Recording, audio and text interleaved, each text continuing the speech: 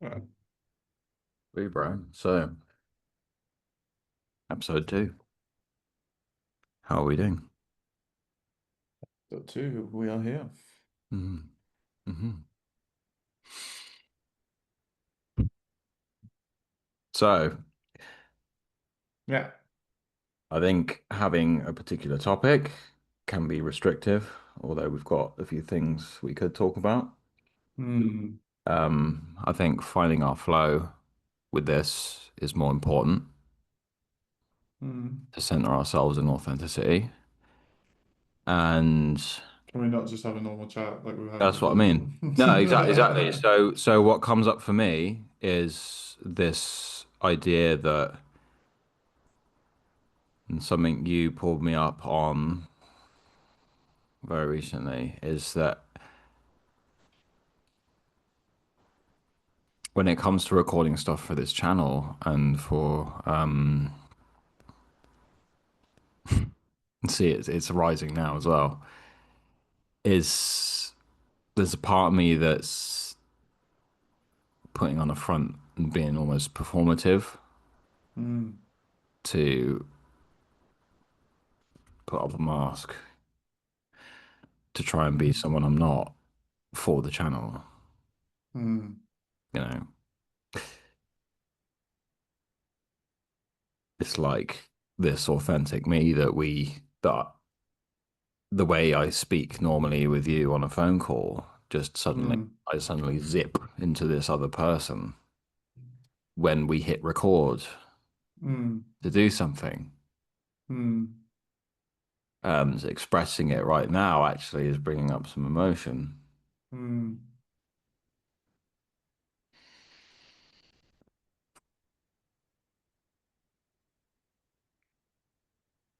Hmm. Yeah, man. I think it's that fear of being seen, you know? Hmm.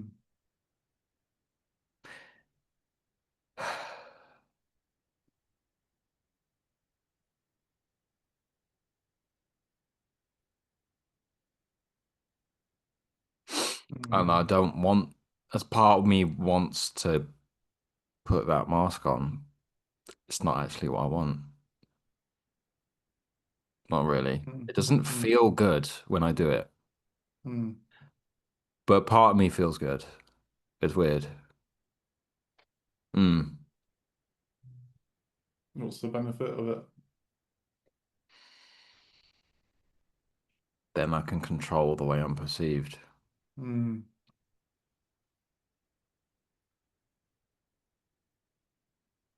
It's an interesting one, isn't it? Mm. Because in our conversations where we just through WhatsApp, for example, on voice call, there's no video. Even with video on before earlier this morning, it's just a normal casual conversation. We were getting into A Course in Miracles and just chatting about that, and then typing on ChatGTP with certain questions we had about it, and just like a normal conversation. Mhm. Um,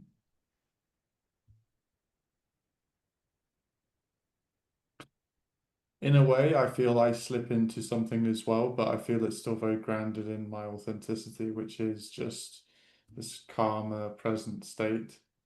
Mhm. I don't feel it's presenting in any way. So my question does that resonate with you at all? That are you trying to be grounded or slower or, like as in like more of a presenter style? Mm. Or is there a state that you can occupy similar to when you're coaching, right? Where you're very present and you're holding the container and the space for the conversation. Mm. Yeah. Yeah. Yes, absolutely. Is what now I'm more aware of it. I'm looking at how I feel when I do that, and it's like there's almost a sense of anxiety involved. Hmm.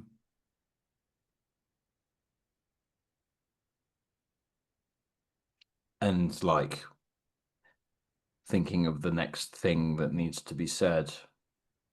Hmm. It's less transactional between me and you. It's like, how can I hammer in the next point that I'm trying to make, rather than it being a back and forth, Mm,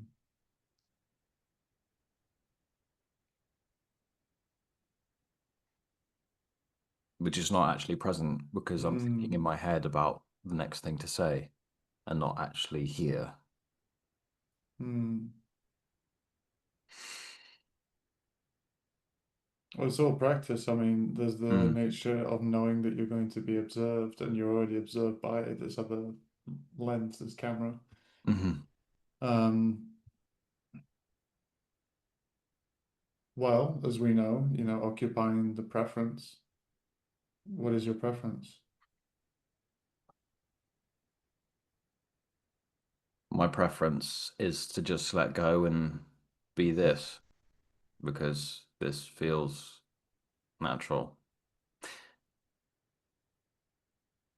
This feels actually more flowy. That's not right. That's not E- natural. Even though, yeah, Get yeah, rid of yeah. But that. no, even though there's maybe a bit of tension and a bit of sensation that's like, oh, fuck. Hmm. Hmm. Yeah, Mm, that's okay too. it's all right. Yeah. Sometimes, like when you present or when I saw a comedian the other day, Daniel Sloss. He's an absolute G. He's really cool. Good shit on Netflix. But I did feel that his deliverability on one of his earlier ones was very nervous. Like he came on stage, and like his jokes were amazing. They were so intelligent as well, but he rushed the deliverability Right. because he was so nervous. So it kind of lost its punch and its power. Um, you know, on his two, I think it was what's it called? Jigsaw and Darkness. Right. Very, very introspective and existential comedy, dark as well, and very funny. But when the nerves started to work themselves out after some time, then, there was the Mm. room to breathe. So I would say, like, Yeah. It's, just give yourself the room to breathe. yeah. And it's teaching yourself that it's okay. Mm. Because when Call, you're, call, because call it when you, out. yeah, yeah, man. Because when you're zooming, zapping into this person, into Mm. this alter ego, you know, Mm. that's the very fact you're doing that is you're saying who I am is not okay, Mm. authentically. Yeah, but it's as simple as calling out and saying, I'm nervous right now. Hmm. I'm Yeah. feeling I'm feeling XYZ, whatever that is. Hmm. Which ties Yeah. in quite beautifully into authenticity, obviously, because that's the most authentic thing you can do. Hmm. Um, yeah, Just own whatever's present. yeah, Yeah. No matter 100%. what that is. Yeah. And I see how I was rejecting that by creating the safety net of being someone else. Mm. Mm. Of constructing this persona that I can act as, you know. Mm. Yeah, Yeah, man. that's Yeah. just the way. And this is the way, you know. This is the way. Mm. The death of the ego. But yeah. Yeah, So what do we talk about? Because whatever the we're fuck we want. whatever the Because fuck we want. I What's mean, coming up this for you? Well, what's coming up for me is this podcast, this one specifically, because we are coaches and we operate in uh in other, I would say, niches, if you wanted to call it that, but like other frames or perspectives or models of viewing reality, um, such as just other coaching with people that don't necessarily partake in manifestation nor believe in it nor have anything to do with it. Mm. So what comes up for me is like, is there this need to keep it on topic and how to relate what we're saying to our listeners? Mm. Um, I mean, our masterclass, for example, it does what we've always known is that, or what we came across, which was just a big aha moment for the both of us, was that yes, this is real. We're witnessing it. We're witnessing the unfolding. Um, and then we've lived it and experienced it because it's an experience. It's a bit ineffable really to explain. You can reverse engineer it and show the path and all of that, but it's more about what got us there from doing other coaching that we had done to ourselves and also being coaches, Mm. especially in shadow work and everything. Like the first stage for me was really confronting fear and anger Mm. in a big way and being really authentic with it as well, because that is or was my truth at the time. And so there is no bullshit around that. There's no story, there's just a feeling and being present with the feeling. And so how I'd like to try and reverse engineer some of those moments where it just then converted into or transmuted into surrender, which really gave me this blissful experience and this experience of abundance Mm. and and working with concepts like non-attachment, like not being attached to the outcome in whatever. And I'm still getting lessons on that today.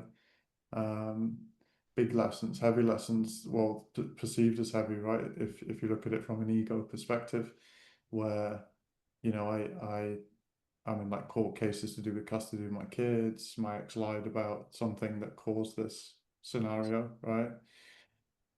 And so then it's like, okay, well, fuck, like, can I really be that detached from my kids? It's Mm. it's a big one for me, at least, a one that's taken some time to unpack. So those concepts, those core concepts, I think are interesting to anchor to and to talk about, and like how we arrived here, how we got here, essentially. Mm. Yeah, man. And to sort of backtrack it a little bit. Mm.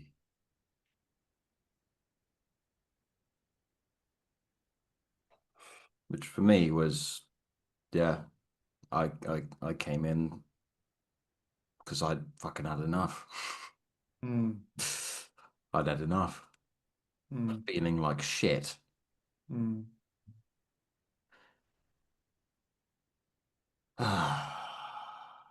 Thought it was time to do something about it. mm, And for me, a lot of it was confronting desire itself, like through the lens of lack, which is where I was at.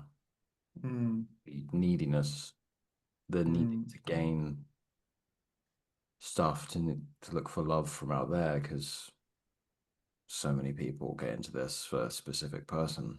It's like mm, love seems to draw most people into this Interesting. because they feel like they lack it. That's But interesting. it's a journey back to love, right? That's ironic, isn't Yeah, yeah. it? Uh, It's quite beautiful, actually. mm, That in some way seeking love brings them into it, and then mm, it brings us all into it, really, because that is what we're seeking. We're seeking a connection to abundance, which is love. It's a state of love, mm, unconditional love, isn't it? Where it's already part of the, part and parcel with things like non-attachment and all of these other concepts. mm, Um, because within unconditional love, there is no attachment, there is no condition, there mm, is no, yeah, there's no judgment. So all of these concepts already come in, and if you probably I would say that's the way to simplify it as well. If you Mm. focus, if you focus on connecting with that energy and that frequency of love and bliss Mhm. and abundance, um, because as we've I naturally came across this my style with this when I immediately came in. I did, with the law of assumption, when you introduced that to me, I read into Neville Goddard.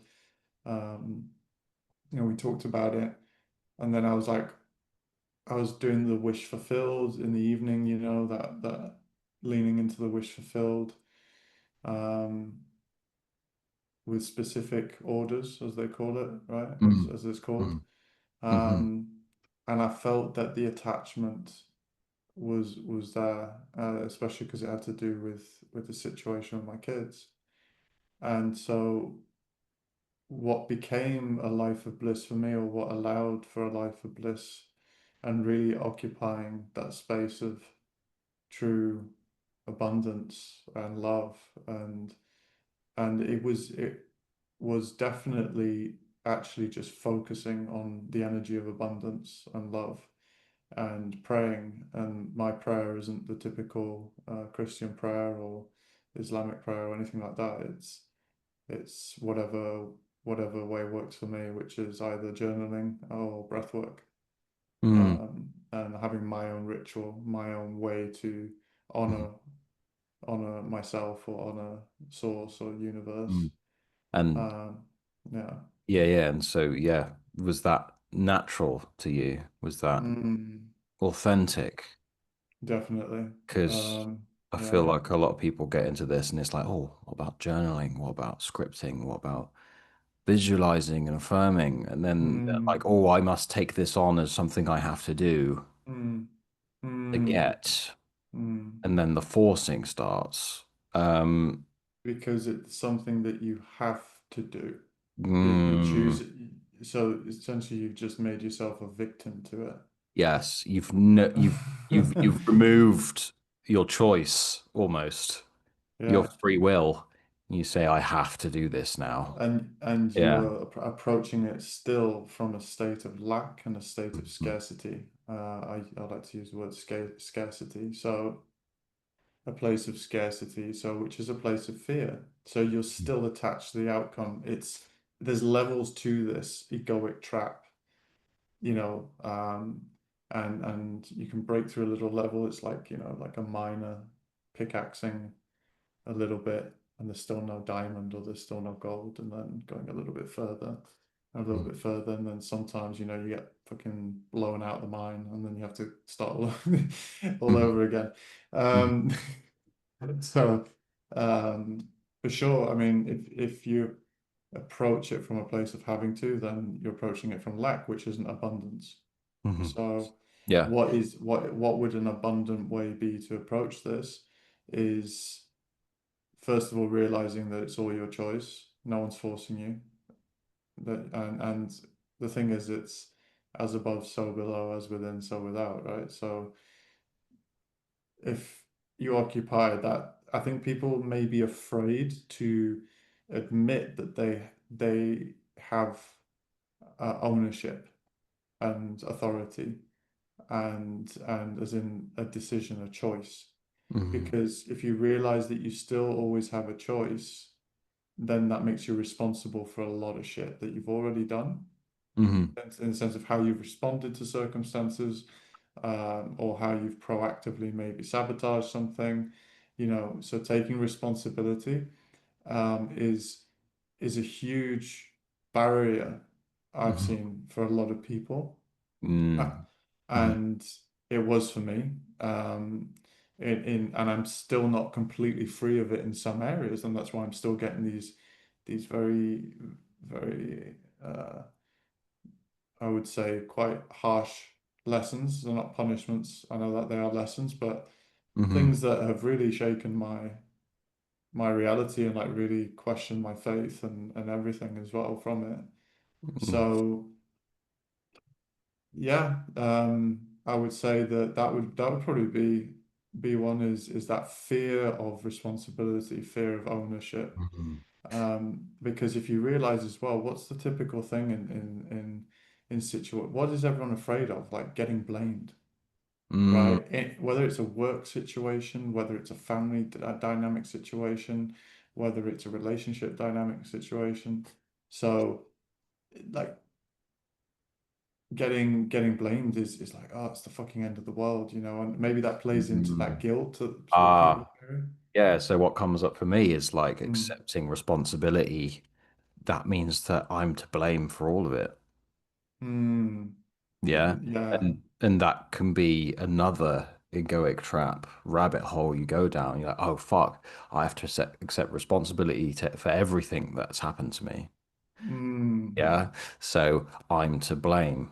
I feel guilty now. mm.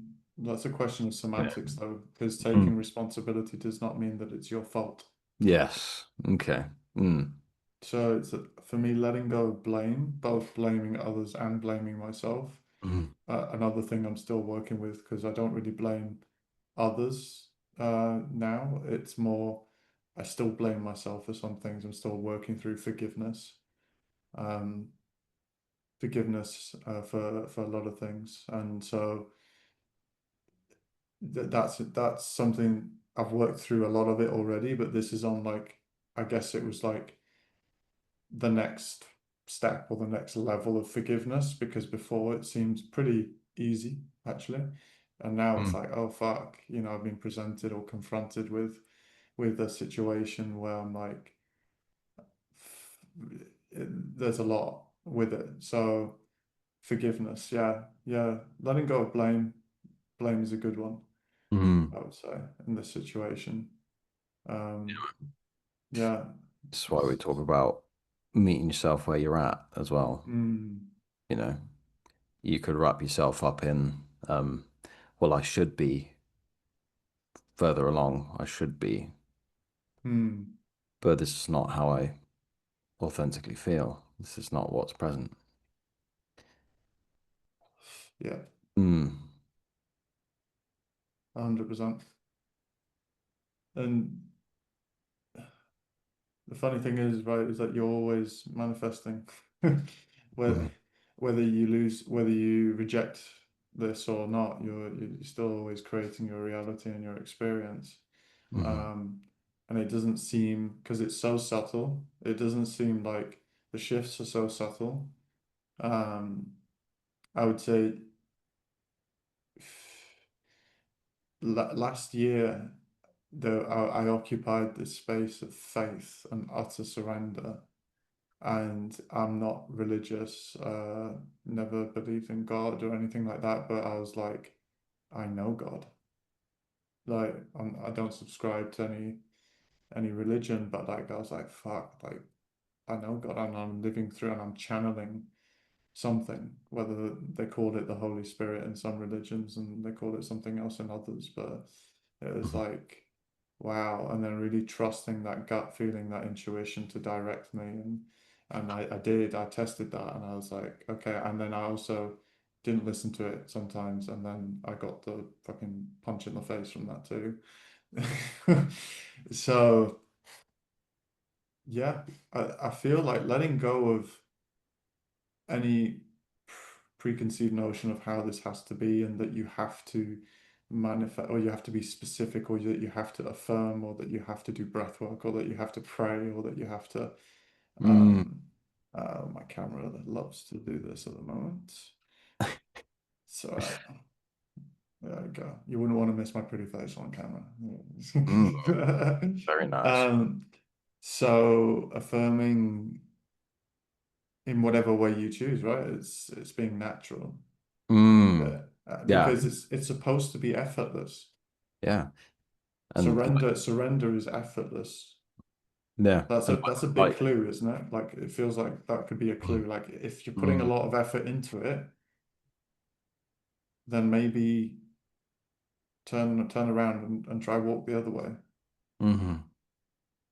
There might be a side of you that's like, oh God, that's a bit scary. Mm, That almost might feel like death. You might mm, get that. mm, But what if you went? and turn towards that too. What if that's part of the surrender? Is allowing all that to flow Yeah. because it's effortless, right? It's got to be. This is Mm, unconditional love, like we said before. mm, So that has yeah. to be valid too. As does having love for your ego.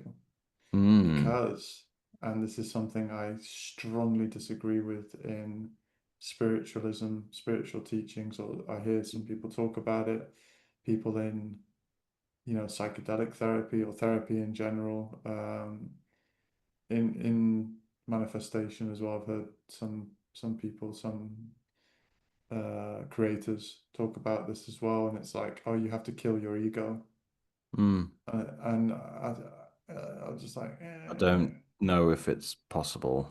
You can see through the illusion of the mm, ego, but but think of think, yeah, you don't have to destroy it because it's the way that you interface with this thing happening right now. not only Yeah. that, but if you're going to treat your ego like that, are you really coming from a place of unconditional love?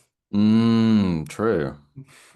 True. Yeah, yeah. It's like Right? that thing separate from me Yeah. has to die You have to starve the ego. yeah, for me to then be happy.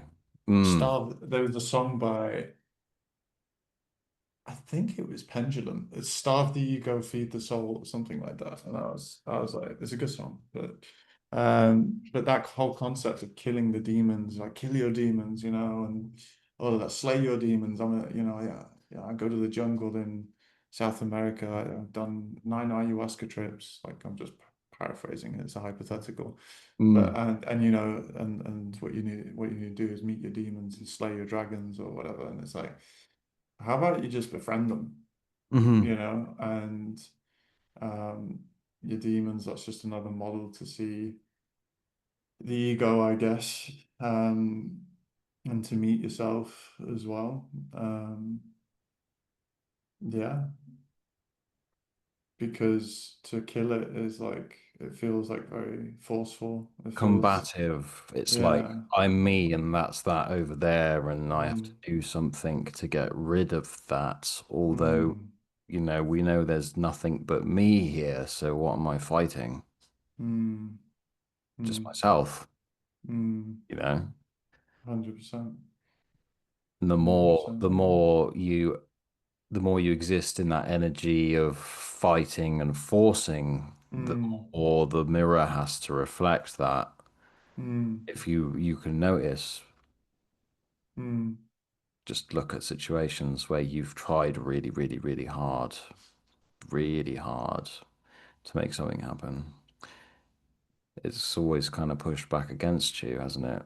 mm, Whereas when you haven't really given a fuck, you're happy either way.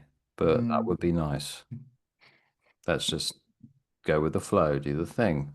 Yeah, It's all kind of worked out.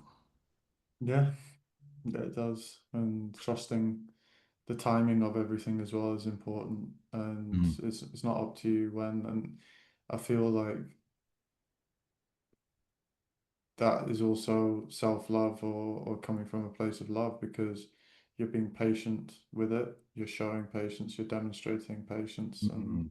and grace as well in this process. And um, so like approaching this from a place of grace and gratitude, just focusing on forgiveness and gratitude, Mm. um, for everything. And Mm. that can really sting. And I know that from experience, and maybe I'll get more personal into a story another time, but like, um that's like, really, I'm supposed to be grateful for this? How? You Mm. know, at least if you can get to that place of asking how, maybe you'll get an answer as well. Mm. Yeah. Mm. And the timing is like, Neville Goddard calls it messing with the middle, right? Which is the Mm. how and the when. So let go of those. Mm. And that resonated with me a lot, because then I was like, okay, then yeah, I could make an order just for fun, something specific, right? And if I can really approach that with letting go of the time and letting go of the how it happens as well, Mm. and being grateful for, for example, I've received money in ways that had nothing to do with coaching. And then initially I was like, oh, but this is going to take me away from coaching, you know. And I was like, okay, well, I did require those finances, so I'm grateful, Mm. and I'll take this on, thank you, kind of thing, and trust that this is the way. Mhm. So that trusting takes a lot, though. At least, yeah, and it's If something it, to work with, or at least I work with continuously, and mm, I've strayed from it as well. This it's weird because this is not like a linear path where you work through things. You are living from this state of bliss and abundance, and it shines through your eyes, and like where you're actually experiencing it as a human being as well. You get in the what do you call it, like the nirvana or the awakening, mm, mhm. and you're like, wow, this is awesome. But just at the click of a finger, it's like suddenly you're back in like wrestling with yourself in anger and fear, and you're like, fuck, how? Yeah, Yeah. yeah. How do I get back to that Yeah, and then where it I double was traps before? you. So Mm, it double traps me in a way of like, and feel I'm healing from this other state of lack that I came across or found myself in, which is like, okay, I'm in anger and I'm in fear again. Like, am I going to manifest a reality that reflects fear and anger? Like I'm afraid of that. I'm afraid of that, like, because mm, the anger that I hold is like I've worked through it, but still it's very intense, it's very powerful, and so is the fear. Um, and so like knowing that my self-concept, or as within, so without, there's that fear of, if I go through my path or my life, like go outside essentially, as an example, mhm, um, will that reflect back to me? Will I get situations come up that are potentially dangerous because I'm carrying anger inside me, a mm, lot of rage inside me from things that have happened. So it's like that's where I'm at. You asked me before where I'm at, and that's where I'm at, like quite mm, particularly. Like mm. I feel peaceful when I go out and everything like that, but still there is a little bit of a fear of, because I'm not in that,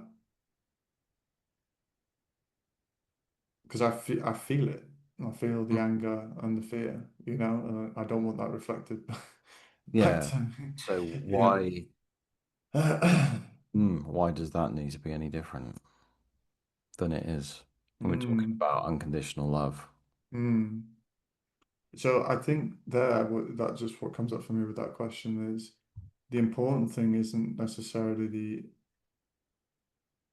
important thing is how you are approaching the emotion and the state, right? So if I can still go out with my rage and with my fear, my anger, but how am I expressing that? Am I expressing it from a place of grace? Am I being graceful in my fear?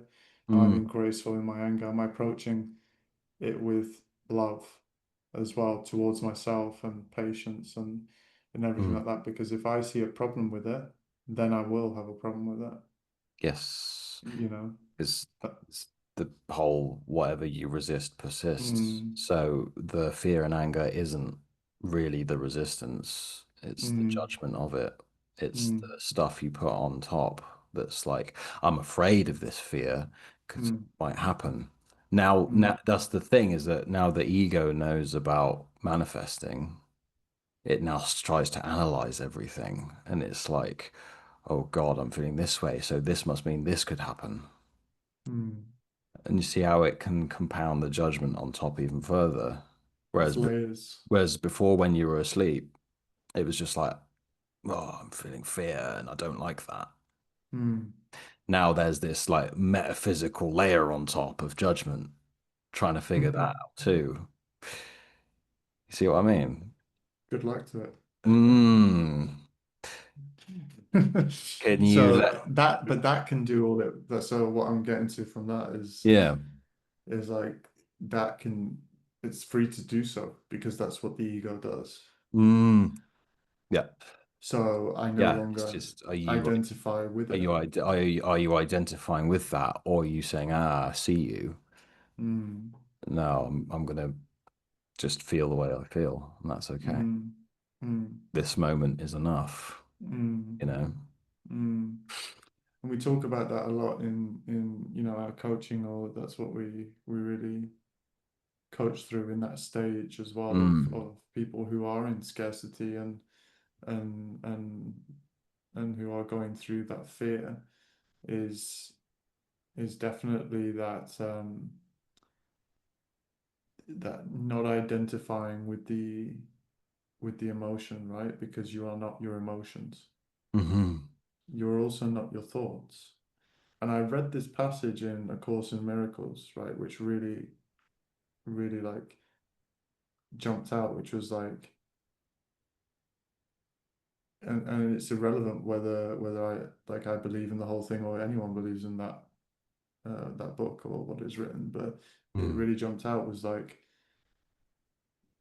the ego is essentially created by a moment where the Son of God, right, which is all consciousness, unified consciousness, or Jesus, as some people call it, forgot to laugh at a thought and took a Right. thought seriously, and the thought was of separation, and that is how the ego came about.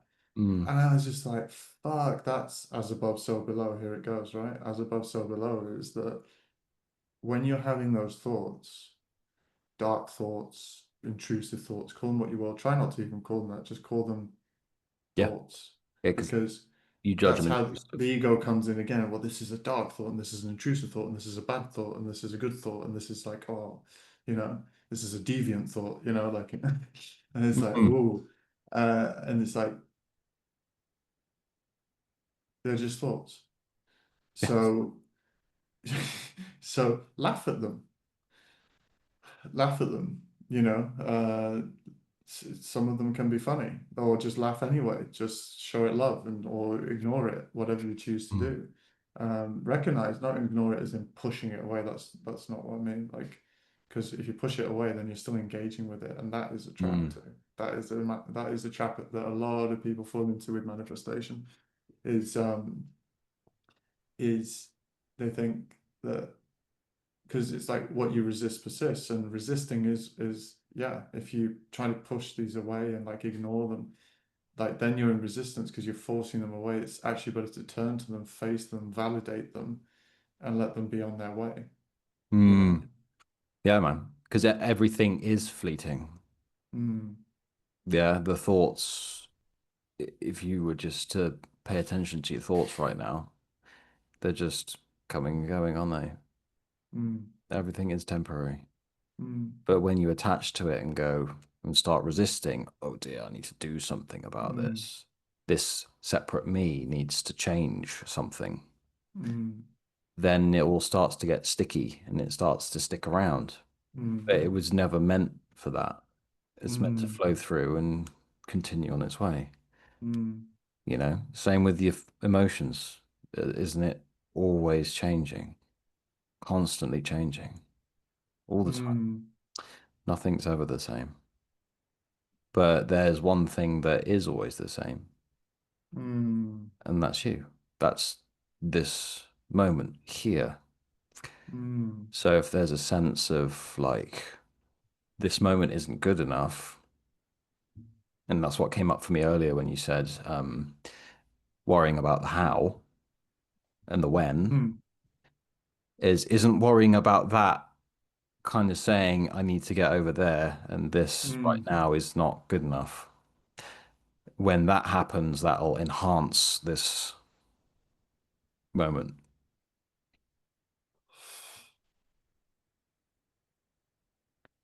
Yeah. But isn't that just a thought too? Mm. you know, and maybe an associated feeling Mm. that you're judging as uncomfortable, Mm. you know, because you've never been anywhere else. Yeah, We're here. we are This indeed. is presence. Is this okay? Indeed. Is it? Is That's the it? question, right? So, can you be okay with who you are right now in this moment? And the thing is, when you tap into that, when you truly tap in with who you are right now in this moment, and you come out of your head, because that's what happens, right? Your present experience is so fucking uncomfortable because of, I don't know, sensations or whatever, right? Like the tiredness, it's so uncomfortable that you run to your head to escape it. Mm, And then you start analyzing it in stories and this and that, rather than just actually being with yourself in the present moment. mm, So, yeah. yeah. That's why I say it's so simple. Mm, It's so simple, but it's I don't know, would that be a label? It's simple, but mm, it's hard, at least initially, mm,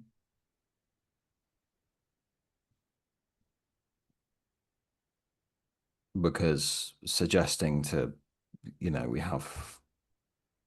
we've had clients and it's like suggesting like, can you accept this mm, right now? mm. The ego can fight that. Resistance. Yeah, people And can get yeah. incredibly triggered by that and Mm, project it onto you as well. mm, Mm, 100%. I've had this experience. Mm. Mm, I think we've all been there mm, as coaches. I think mm, anyone who's a therapist or a coach can attest to that. mm, Um, yeah, yeah. It's I find it fascinating actually. mm, mm, Like when working with myself as well as other people, because you recognize it once you go through it, and you go through it yourself as well. It's more easily recognizable in others. mm, Um, yeah, definitely.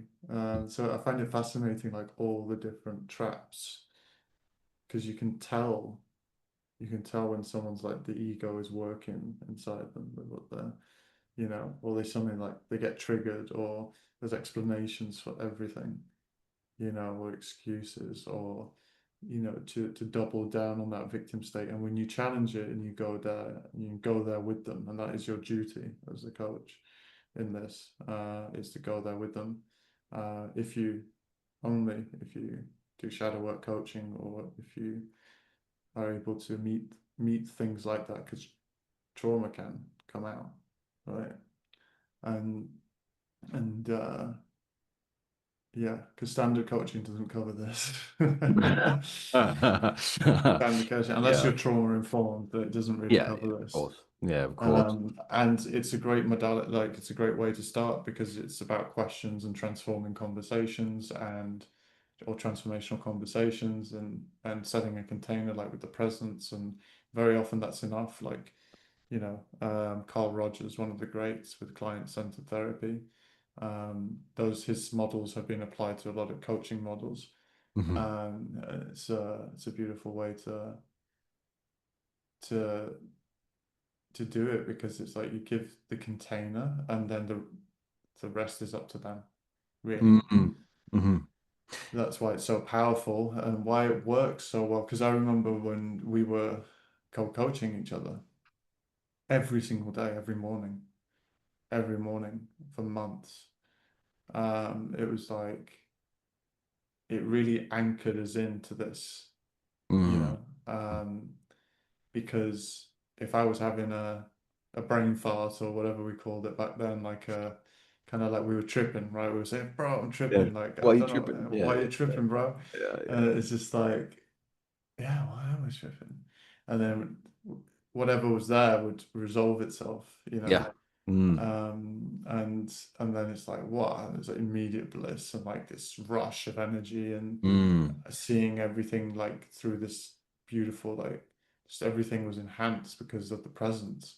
Yeah, man. All of this was Yeah, yeah. quiet. All of this was quiet, you know. Mm. And even having like somatic experiences, like I, Mm, you'd lead me through a massive emotional release, and mm, I'd get up from being sat down with my eyes closed, and my hands would be vibrating and tingling, and yeah, it's almost like there would be visuals going on, like I'm mm, tripping as well. It's like, what is going on?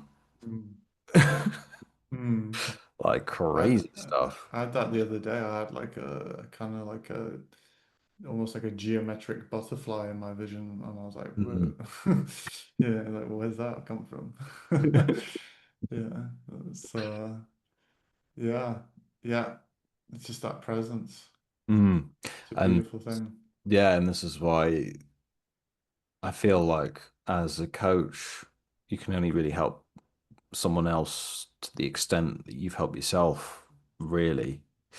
That's why all Mm, coaches do need coaching themselves, do need that space held so they can express, mm, you know, mm, because even just having that presence with someone, with a client, mm, just being that presence, mm, being that almost unmovable, but also flexible to engage with whatever is present with mm, them, mm, can be the catalyst for people just to heal because they're mm, like, fuck, this person's here for me, but they feel mm, completely unfazed by anything I'm presenting to them, mm, by me and how I authentically actually feel. I feel comfortable and mm, safe in expressing this. mm. That's when the transformations start to happen. And that's when non-reactivity comes in, Hmm. right? Mm. And all of these concepts will help you in any area of your life, any relationship, any endeavor, really. Um, and mainly because you will be in a space where you're so aligned with yourself that you trust exactly where you're going, Mm. and no matter where that pull is taking you, you follow it. You follow it blindly, and you trust. You trust completely in it. Mm. Um, so you will always be okay. You know what I mean? Mm. It's like Mm. it's very strange to me that when I really started living this, because one thing is to know it theoretically, but then like we really committed to an experiential learning, and that's why the co-coaching in it, and that's why we then entered and transformed our coaching into this space because we lived and breathed it, and we were like, wow, okay, so now we can now we can bring this to others, right? Because otherwise it's a bit charlatany, isn't it? Like, Yeah. Yeah. um, Yeah. Yeah. Absolutely. so for me the weird thing was like my bliss was taking me to these other places, like not sitting down and grinding up my business, like rise and grind kind of like, or like, I should be technically sitting down at the computer, and I should be building my websites and doing my marketing, and then, like all of this, and should be, right? Should be. So that's the clue, should be. And also like I have to do it now. Like, so what calls you? Where's it calling you? And so I was out having lunches in the summer, and going out as well, and really getting back into music and all of these other things. And in my mind, my ego or something was like going, shouldn't we be, doing this? I made a commitment to trust, full faith, Mhm. and clients would come to me suddenly, you know. And I had a bit of a bit of a roller coaster with it because sometimes it was like the day before having to pay rent, you know, and like all the money would disappear. And then I was like, okay, can I hold this energy? Can I hold this energy? And then the next day, money. And I was just like, and this isn't just once. This isn't like coincidence. I was just, Yeah. and then I was like, okay, this is great. I appreciate it, but my preference is now regular income Mm. Mm. because, you know, we're done here. It's like I got the lesson kind of thing. Like I can hold that space. Um, and then like money coming from places that wasn't related to coaching, but you know, helped all the same. And Mm. not rejecting that either, whether that came in the form of like support from family or friends, and it's like, you know, that just came out of the blue. And I was like, well, to reject this would be ungrateful as Mm. well. Mhm. And it didn't feel aligned and you know, to build a business and things like that. So it, I found that very interesting and challenging because Mm. it's like you know people say like and I've worked in things in sales and you know I was working from like 9 in the morning till 9 in the evening sometimes, you know, 12-hour days, 12 to 14-hour days sometimes, and I made a lot of money because it was unreasonable for me not to succeed, you know. And also I enjoyed it. I did enjoy it, so maybe that had something to do with it. Um, you know, I wanted to be there. I wanted to be there. I never felt like I had to be there. Mhm. So maybe, you know, it was just a perfect alignment. Where, and this was years and years ago. But then with my business, it's like, well, the lifestyle that I want as a nomad, or not nomad in terms of like where I live, but Mm. like a remote work and the ability and flexibility to travel and to go do the things that I want to do, the things that excite me, my highest excitement. You know, when I was reading into Neville Goddard, like follow your bliss, so highest excitement, right? Or Bashar. Mhm. Um, I was like, okay. And then I was like, why is my excitement taking me to, you know, to the city and you know going to these raves, and I hadn't been raving in years, and like getting into techno raves and things like that. I was like, shouldn't I be at home working? You know what I mean? Like, but that was where my bliss was taking me, and I was like, Mm. and it felt really aligned as well. It did feel aligned. It wasn't like I was fucking off work because I'm, Mm. you know, it didn't feel like that at all. And it was like a test, I think, on like, can you trust? Mm. Can you Mhm. trust? Yeah, man. Yeah. Yeah, it's like logically, and society would tell you the Mm, sensible thing mm, is to grind hard to keep yourself safe. mm, Like money, regular income equals safety, mm, you know?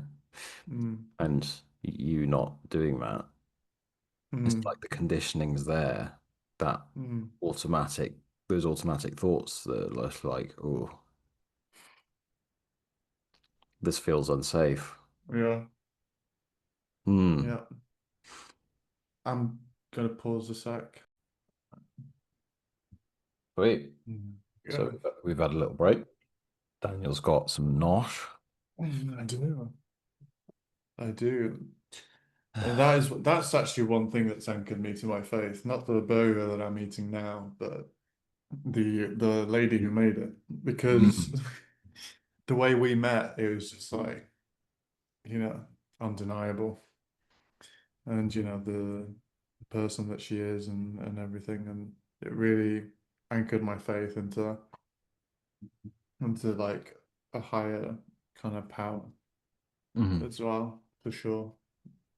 Um, and also in all the concepts of, and I hadn't approached the law of assumption yet. It hadn't been introduced to me by you yet. Um, I've known about the law of attraction, things like that for many, many years, but didn't really subscribe to that framework and didn't really go in. Um, because back then I was young and didn't approach I approached it from that lack place, right? I was still in a lot of scarcity, so I was like, fuck this shit. Yeah. I'm better off without it. And in some cases, if you're approaching it from scarcity, you're probably better off without it. Mm. Mm. Took a big bite there. Mm. But prior to meeting her, I made a commitment to focusing on myself. I was living on my own. I had opportunities for other engagements in terms of, dating or relationships and things like that. And none of it was aligned at all with who I was. And that's why authenticity in this is so important because and focusing on yourself and going inward and making it an inward experience because then reality conforms, like your 3D conforms to your inner world, right? Mm. Mm. So that is one that I think back to in times where my faith is waning as well. I'm like, okay. But again, even if I've lost faith or chosen to ignore faith or not occupy it, Mm. then I'm still manifesting. I'm still Mm. creating. Mm. Mm. So while I eat this, why don't you go into that or whatever comes up for you? Yeah, I'm just enjoying the moment. Mm. So there you go. That's what comes up is how would you feel about silence? Mm. Talking to whoever's watching this. It's like talk about the present moment.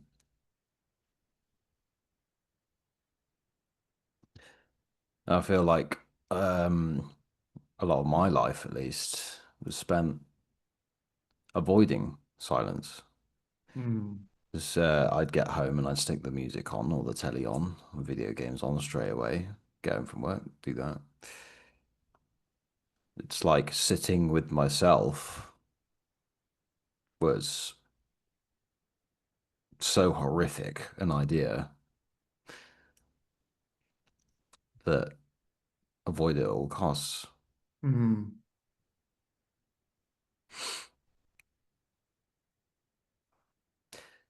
But why is that?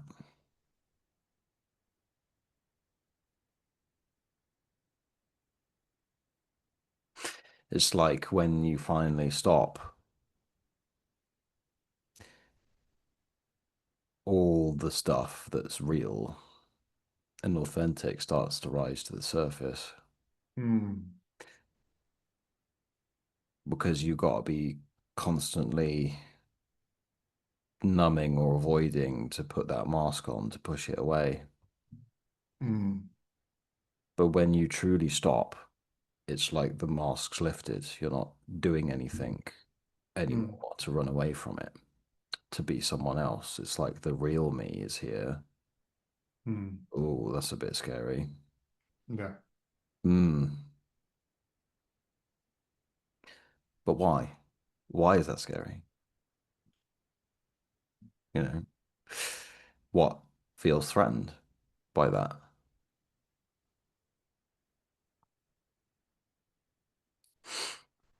In that silence. Mm.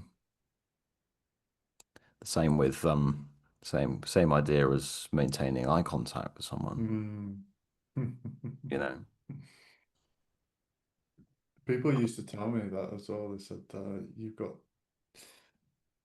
your eye contact's too intense. Like, I wasn't like this. I wasn't, but just because Yeah. I would meet Yeah. people's eyes, and I could see them, Mm. could feel them, could don't know if that's the empathy or whatever the fuck it is, but just tuning in to because if I'm present, then I'm present with my energy. I'm present with the energies around. That's why it can be very overstimulating going into a busy place for me. Um, it's like, fuck, Mm. I have to take a moment. If I go into the city, for example, it's like, whoa, and then just take a moment and assimilate. Yeah, I guess that's why the urge is to run away into your head. Yeah, Because but it's then, like then yeah, I can put a shield up. mm, it's interesting because you can just walk into it and but I just notice it. I notice the difference, the shift of the energy. But yeah, anyway, you were saying eye contact, something Yeah, that's yeah, uncom absolutely. Yeah, yeah. uncomfortable. It can be Mm, can be, can be. But if you're trying to run away. but if you're truly comfortable in yourself, you can hold Mm, that eye contact. And this is another like social conditioning thing because I don't know what you were taught, but like as I grew up, I don't remember where, but it's like I don't know where remember where I learned where I heard this from, but there's a lot of stuff like, oh, give them a bit, but don't give them too much. Make sure you look around a bit because people don't like it when you look when you stare, you know. stop staring. Stop staring. But of course, like if you're like looking at you, then people are going to be feeling a bit weird. But that's coming from that sense of force. That's force, Mm, not power. That's not mm, that's not really accepting all of this right now and just mm, looking into someone's eyes, just mm. relaxed. And I do this now automatically, where it's like always go for direct eye contact. Just it's a natural thing as part of just me. Yeah, not like, "Grr," but I'll look you dead in the eyes because I've got nothing to hide. And so Mm, you show me who you are mm, same at the same time. mm. Yeah. And But, you kind of engage and connect with someone on that level. mm, And I had an experience the other day. I haven't spoke to you about this yet, actually, where I met someone new around a mate's house. podcast exclusive. Yeah,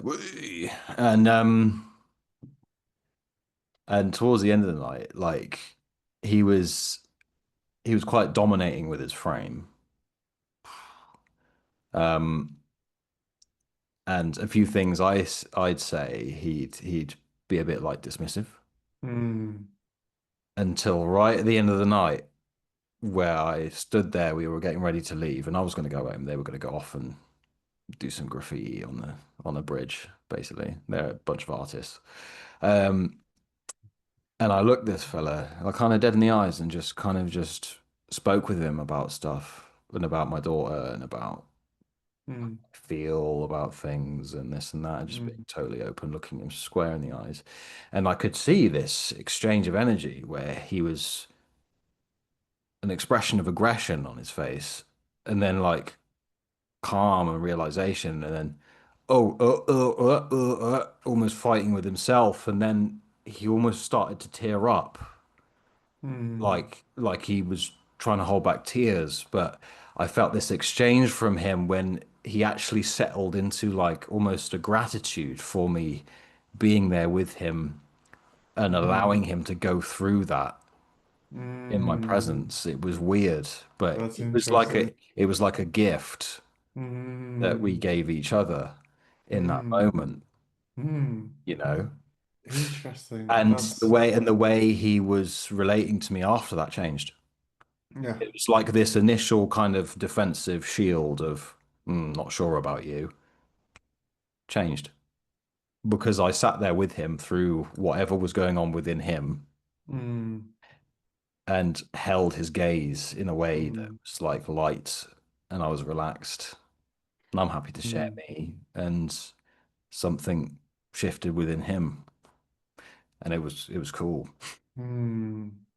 That's why, Yeah. again, like the presence and non-reactivity are important. I mean, that is a Mm. part of conditioning that they could have taught us better on, I think, as a child was, like, oh, if there's a bully or something and they tease you, don't rise to the occasion, don't go to their level, right? And it's like, yeah, but how? And so obviously later on, you know, some people never learn it, some people do. But if you Mm. come from a place of non-reactivity, it's like you just allow them to have their outburst, and you can meet that as well with compassion. Mm. You can choose to meet it with violence and anger and conflict as well. I mean, there are consequences to both, and consequences isn't good or bad. The consequences a result of. So what is the consequence of meeting it with anger and reacting with anger? It's just fire begets far more fire, right? And if you meet it Mm. with love, you stop it dead in its tracks, and it's easier said than done. Especially if you're in a place where maybe, you know, I felt that recently with the amount of rage and anger I've had and going through it, um, is I felt a lot less tolerant and a lot less pa Mm. patient for anyone crossing my boundaries. Um, so I will let them, and letting them know immediately, not reacting or anything like that, but letting them know, hey, like none of this, this is affecting my peace right now, and I don't have the space to hold that energy, essentially.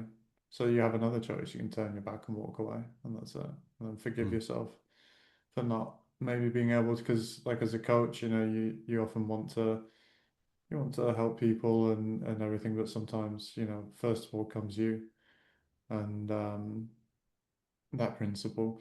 But your experience though, it reminds me of one I had years ago. Um, and I was coming back home from a shift back when I was working a job, and I was waiting for the tram, and I was waiting for the tram in an area that was quite known for like, for like I wouldn't think they were homeless, but like for drug users, like who openly kind of use it out on the streets, and addicts. Um, and a guy came up to me, and I could tell that he was probably deep into something. Like, I don't know if it was amphetamine, I don't know if it was something else like heroin, or I'm not sure what he was on, or maybe he wasn't on it in that instant, but I could tell by the way he was walking, and he Mm. was coherent, but I could tell, and there was this exchange where I met him with my presence and looked him in the eyes, and his eyes were quite cloudy, maybe from the drugs, maybe from I don't know what. You could tell there's this cloudiness in the eyes. I don't know if you've ever seen someone with that, Mm. but as I looked him in the eyes and smiled and exchanged these things, and I also shook his hand when my tram came, and I shook his hand, and uh, and as I looked him in the eyes, the cloudiness disappeared, and I could see his reaction. It was like this light come out, Mm. and Mm. I was like, "Whoa!" And this is before I was a coach. This was before any of this. Like, and I was like, "Whoa!" What is that? So it's definitely interesting, Mm. and you've Mm. had that experience now as well. It's Windows to the soul, mate. mm, Mm. yeah, because I do feel with your presence you can naturally, and this is why space and holding space and creating a container for anybody really, for a conversation with your other half, a conversation with a friend, or if you're coaching or a therapist or whatever, is like just your mere presence can be very healing. Mm. So it's worth thinking about, like how you wield your energy, essentially. Mm. Hmm. Yeah, man. Yeah. How you hold yourself, Mm, basically, mm, around others. mm. Mm. Beautiful. It tends to be the more relaxed and the more surrendered you are, the more space Mm, you provide. mm, Without, you're not a small part of that space. It's like you take up the space, but mm, it's not intrusive. It's accepting. mm, It's allowing mm, yourself to be yourself, and as a byproduct, everyone else as well. mm, So they can then be themselves. mm. Mm. Inclusive. Mm. Yeah.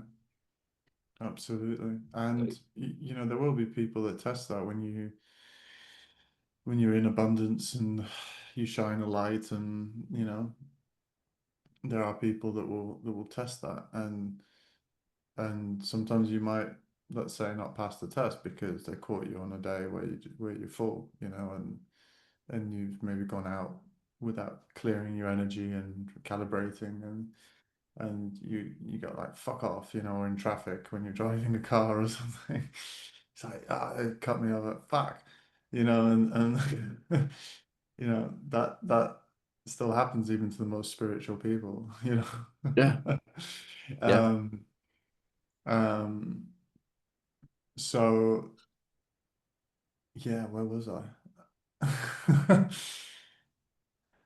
Well, what was my train of thought? This happens to me sometimes. Oh, All good. But fucking you know, hell. yeah, it's like, are you Oh yeah, then that they'll test you, right? People will test? test your Yeah. resolve and your power. It's like, Mm, and if you can hold that space for that test, obviously if it's no threat to your person, so mm, you know, having your boundaries in place is a wise thing. It's like I'm not ever going to be Jesus Christ where I'm going to let myself be hung on a cross, you know, like that kind of thing. I just not my preference, mate. Like where am I going to allow people to do harm to me? Because you mhm, know, I do believe there is a way to defend yourself peacefully as well, in necessity, and boundaries are important. But like, if you're able to hold that space and there is no crossing of those boundaries in that way, then you might witness like you did, like that just that change, you know. mm, And sometimes in life, I am in a place where I can, and sometimes I'm not. And like right now, it's I recognize that I'm not as much, you know, because I've got my own stuff to contend with, and that's okay. I don't have to be a space holder for everyone, especially, you know, people I don't know. mm, And then mhm, it's about forgiving myself too, because sometimes I don't lash out physically, but I've gone like, you know, like fuck off, you know, fuck off. Like I don't want this right now. mm, Fuck it. So it doesn't mean you have to be saintly just because you're spiritual, or you know, you're in manifestation, because that's a trap too, right? When we talk about fucking traps, like this fucking high vibe all the time. I tried. Yeah. High vibe job, that's not authentic, because you're saying you're almost separating the rest and judging the rest as bad. Yeah. Yeah. Yeah, that you've always got to be up, you've always got to be light and all of this shit. No, But there's a place for the mm, shadow, there's a place for darkness, there's a place for isolation as well, and come, you know, not depressive isolation where, you know, you're, but like isolation where maybe you just spend more time by yourself in the forest, you're at home, you're focused on your stuff, you don't have to be out there all the time, you know. mm, you don't have to be in there all the time either. Talking about, you know, all things in balance, Yeah, the middle way. the middle way. Mm, Indeed. mm. Cool. Hmm. How long have we been going? Oh, fair hour. Good. Does it matter? Does it matter? Doesn't matter. Just checking. Hmm. Mm. That's it's an interesting one. Yeah. I was laughing yesterday. I told you this before, but yeah, just I've been asking for a way back to faith, and then there was this. I started reading A Course in Miracles for the first time last night, and I was just laughing at myself because I've been putting that off for like, I don't know, like maybe 6 months, 7 months. Mm. So obviously it came into my life at the right time when I've been questioning my faith, Right. questioning all of this as well. And Mhm. again, that's irrelevant to the to whether I manifest or not. Like, you know, but my preference is to live in a place of faith, and from faith and from abundance and yeah, from trust and surrender. As uncomfortable as that is, because it is, it Mm. is, it is very uncomfortable. I Mm. feel like I am going through some sort of metamorphosis, and I know this from shadow work and from trauma therapy and things like that. That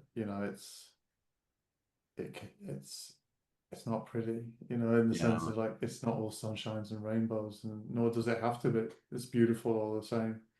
Hmm. It's beautiful all the same, and Part of I feel what helps center me in that uncomfort is knowing that it's not actually you that feels uncomfortable. mm, It's this falseness of the ego that wants to hold mm, on so tight, mm. feel threatened by the idea of surrender. It's You know, dying. yeah, It's dying. and it's That done. story is dying, and it's like shedding a fucking skin. Yeah, I guess Yeah. that's why they call it metamorphosis, right? Mm, yeah, man. Transformation. It's the idea that you already are.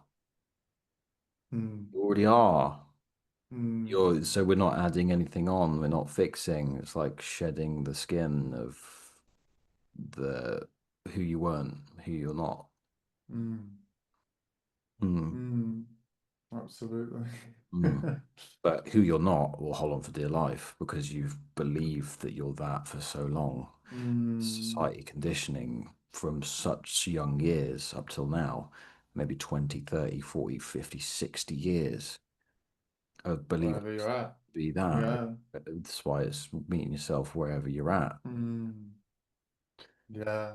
And funny enough, an analogy to that is like when you are in a relationship and you truly love someone and then there's a breakup. Like that's painful. It's painful. Like very painful because you've identified with it, you know. Mm, Um and it's not a problem to do that. It's like obviously codependency, attachment to outcome, all of those things in a relationship are going to probably result in the end of the relationship. Authentically, like that's just how it is. Because those being attached to outcome is against God in a way, like just for using the term God. Um, it's force. It's not surrender. So mm, letting it flow, letting it be what it will be, and obviously, making that commitment and working through those things in a relationship takes a two, but when one ends, mm. it's it's Yeah, it man. is it's very painful. So that's because the story is so set in, and as are these other stories and these things that you're trying to let go of in order to reach that place, or not reach that place, but to occupy that place and surrender and occupy that place of abundance. It's like you don't have to, but you know what I mean. You're shedding something, um, and physically, it's like you can call it painful, you can call it whatever. Like it just feels that way because that's how we relate to it. I know, like from the other perspective, like from the higher self perspective, it's the ego and everything, but the physical body certainly feels that. Mm. Yeah, man. But Yeah, man. then going into that, like, what is pain, right? It's just a sensation that you Is put it a a label on. Yeah. yeah, exactly. And Mm. labels is so important. Even sensation is a label. Mm, It just is happening, mm, you know? yeah, Mm. And yeah, yeah, unconditional love. That's why it all starts moving when you get to this place in non-judgment. mm, This is where we seek to bring people to with the coaching, mm, the shadow work. Can you unconditionally accept whatever's present? mm, And which is the unconditional love. mm, When you remove the labels and the attachments, you're like, ah, it's almost like an exorcism sometimes, because you go mm, through that. Death. Death and rebirth. Mm. Death Forgot and what I was going rebirth. to say. I forgot what I was going to say, but it's like, yeah. Yeah, that's it. Oh, yeah, that's it. It's a Florence Scovel Shin. When I'm unmoved by circumstances, circumstances move. So when you're no longer pulled about around by this Mm, identity that's holding on, you're mm, like, right, this is it. I surrender. It all starts to move.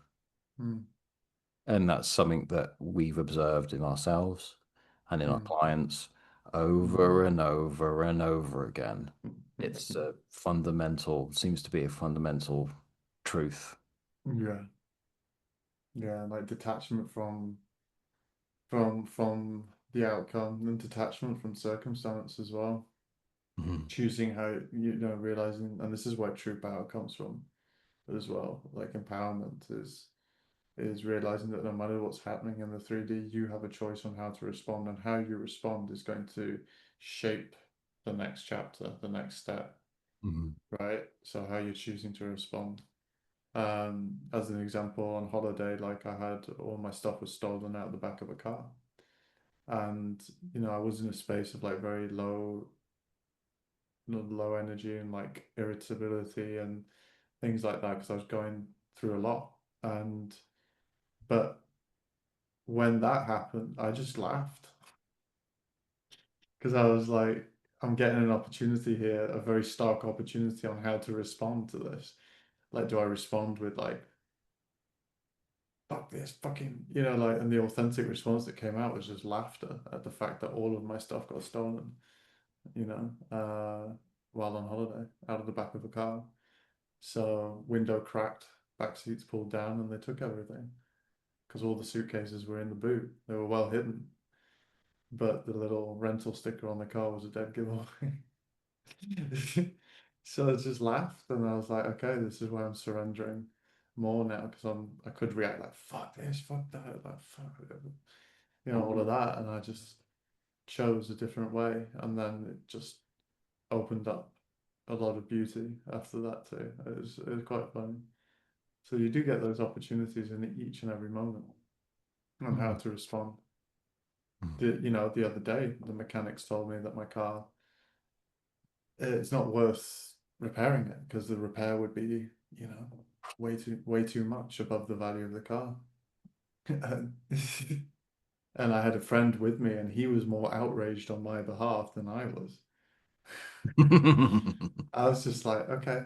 And my friend was like, yeah, but you can complain to the consumer office, to the guy that sold you the car, all of this stuff. And at the end of the day, I should have had a mechanics check on that car before I bought it. That's number one. And I should have been more diligent. There's a lot of responsibility I can take there, but also I didn't give a fuck. I honestly didn't give a fuck because that car has caused me more problems. It's actually a blessing. Because now I can get rid of that and make space for like my dream car, and Mm. whatever that might be. It might be I don't know, there's two. There's two. So who knows? But I was just like my friend was much more much more outraged than me. I was just like, I don't have to I don't hold any anger towards this actually.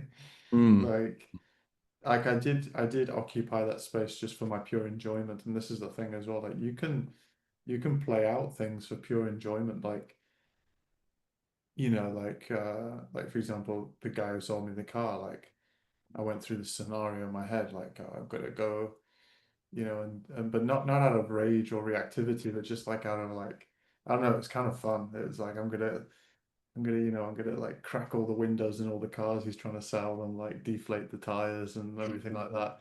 And I just like really reveling in this revenge story for about 5 minutes, and then I was like, oh, I'm done. It's like that's it. Just go through it in a Yeah. fun way or something. Mm. Mm.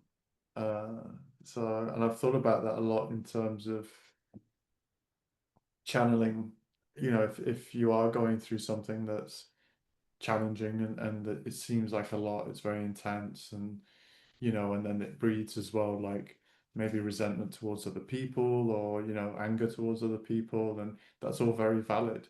But it's also an opportunity to channel that energy into something like, I don't know, something creative, whether that be music, whether that be, a film, whether that be writing, So for me, it's been like, I'm going to write a book, a fictional book on something that's going to have some grounding of truth in it. But then all of the revenge I wanted to take out on this particular person and make it like a really dark fucking, revenge story or something, but also that highlights certain themes as well. And I thought, fuck, like that would be a great book, while also highlighting some themes Hmm. that are important in society and that should be talked about. Um, that's more productive than than going to take out actual revenge on that person and doing that to someone else and to myself Mm. and to everyone around me, because there would be Mm. consequences, wouldn't Yeah, there? yeah. It's like the Yeah, ego can want this. It's like, can you actually give it what it wants? yeah. Can you give it the experience? Because that's the power of your imagination. You can give it to yourself, be it Mm, the revenge, be it the tit for tat, mm, whatever. mm, exactly. And then you satisfy that. And Mm, then it's like it's done. mm. And then it Because stops, and then it stops coming mm, back, you know? because like acting it, that's one thing I'm being very clear on, and maybe it'll become more clear when I get through A Course in Miracles, because I know Mm. they probably touch on this, but um, when you have those kind of emotions that come from those places like anger and rage and fear and everything, when you because you always have a choice, right? So if you choose to act it out or react with it, it's like the law of, what was it, the law of thermodynamics, right? Newton's first law or something, where Mm. it's like, you know, Equal and opposite reaction. yeah, every Yeah, action has an every equal and action. opposite. Hmm. Yeah, and I feel that that's a spiritual concept as well, because it's Mm. not just a physical, like if I throw this against the wall, that the amount of force I throw it with will determine the amount of damage that this will receive from the wall, or the amount of damage that the wall has, which depends on the weight of this and also the surface area and also the strength of the wall, right? That's a Yeah. physical, and that's mechanical physics. However, I think I know it works at a quantum level, Hmm. because it's like on a manifestation principle as well. It's like on an energetic level, it's the same because it is all energy. And Yeah. it's right fucking in front of us. And the thing is, in school, they'll teach you this method, like this method of thermodynamics, right? Like bashing something against, so you get, you say, oh, look, the equal and opposite reaction. Hmm. But, and then later on, if you get into this, then you realize, oh shit, like physics, mechanical physics is the same as, spiritual dynamics. Yeah. Yeah. It's like if you energetically reach out to someone in a needy way. This is very common for people looking for SP on this journey, you know, Mm, like I was. When you embody that needy energy, mm, they get pushed away. mm, They want to run away from you. Equal and opposite. mm, Whereas when you take the tension back on yourself and make yourself the mm, most important, in my experience, then they've actually come back. I mm, manifested my SP back when I didn't really know about this too much. mm, Um, was getting into it a little bit. Law of attraction. Oh no, my thoughts, flipping thoughts and all that crap. And then mm, um and then finally was like, actually I give up. I'm just gonna work. I'm just gonna focus on myself. And I mm, started working out. I started getting some biceps, mm. all that stuff, doing it for me. And then she turned up out the blue one night and banged my brains out. Right. But then I was like, oh, okay, something happened. Let's get back on the hamster wheel. Let's get back on the trying really hard. Attachment again. Ugh. And then Mm. she disappeared again. Taking yourself on that roller coaster ride, yeah. Yeah, Yeah, yeah, you know, yeah. it's That's right, because it's against the universal principles or laws, isn't it? To to seek anything outside of yourself before mm, giving it to yourself first. mm, The thing is, you just never seek; it will be given. Trust that it will be given when you give it to yourself mm. first. Yeah, because So, you can imagine it. mm, That's the whole idea of it's already within you, mm, is that that's it. There it is. You can yeah, imagine it right now. That's it. That's the thing. But the ego will come in and go, well, no, because out here is the real reality, and that's just my imagination. mm, You get we get this drummed into us as kids. It's like that's something childlike. mm, Yeah. Get out your yeah. head. Live in reality. It's tough out here. You got to work really hard. Yeah, that's crazy. It's a struggle. Yeah. Mm, And yeah, sure, if you want to accept that. mm, That's all conditioning. But the fact that you can imagine it, it's like when we talk about removing the labels and the mind comes in and creates the separation to say mm, imagination and reality. And it's like, where is the separation? mm, If it begins within and then is reflected without, that's the proof. The imagination of it. It's like, oh, that's it. mm, And this is quite a big trap that I've seen with a few people, is that they go, I don't want to just be happy with having it in my imagination. I want it out here, mm. as if there's like a separation between in there and out there, you know. Yeah, 100%. But in there is out there. So when it's because when you go, okay, I'm going to imagine now, where is it? The ego immediately goes, well, I need to look for it now. It's going to happen sometime. But it already happened. Mm, You already did that. You already made the order. So it's already happened. That's where the trust and the surrender and the faith come in, yeah. you know? Because if you immediately start looking for it, it's like you're saying, I already gave it to myself, but then something outside of me that's separate needs to start reflecting it. Mm, And then you've mm, really not accepted that it's done mm, already and just getting on with your fucking life. And then all of a sudden it'll just appear, you know? mm. Yeah. Anyway, yeah, mini rant. Oh, good. Imagination Good. is Yeah, beautiful. it is. I think that's a good place to end it. Mm. No, great conversation, man. Thank Yeah, you. I'm getting a bit sweaty. Yeah, We're getting a bit warm here. I have to get to a meeting in 25 minutes. So, All right, bro. Nice one. yeah, great. All right. Well, don't forget, uh, people, if you've listened this far, first of all, thank you. Thank you Mm. for listening, and we're happy to interact with you in any way. So just reach out.